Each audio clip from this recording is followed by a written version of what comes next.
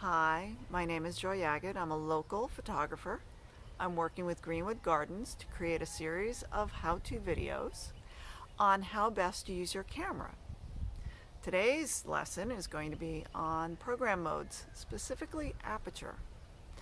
And we're going to go over why you would use Aperture mode, how it works, and what it does.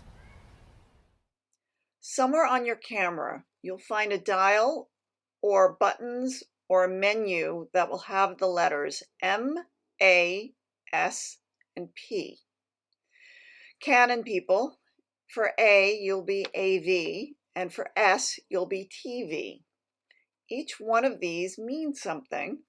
M means manual, means you set everything, the camera just listens only to you. P is for program, the camera sets everything.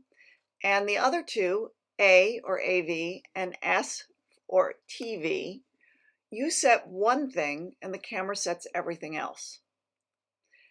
A is for aperture.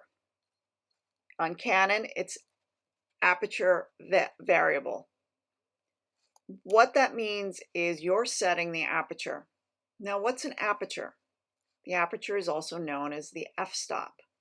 It's a hole, and the numbers correspond to how big that hole is. Here we have a lens set at f22. Notice how small the hole is. This allows for a large depth of field. Depth of field is how much of your photo is in focus. It can be shallow or deep.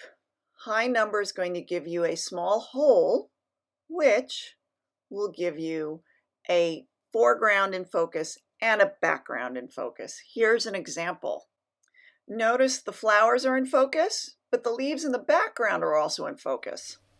Now compare this to f1.8, a small number with a huge hole. A low number of f1.8 is a big hole, and it allows for the foreground to be sharp and the background to be blurry. This blurriness is called bokeh, and it's much sought after. It tells the viewer what's important in the image. And here's an example. Here's a shallow depth of field. Notice the flowers are in focus, most of them, but the leaves aren't. This is incredibly useful when you're doing portraiture. It isolates your subject from the background and makes them pop. When should you use aperture mode?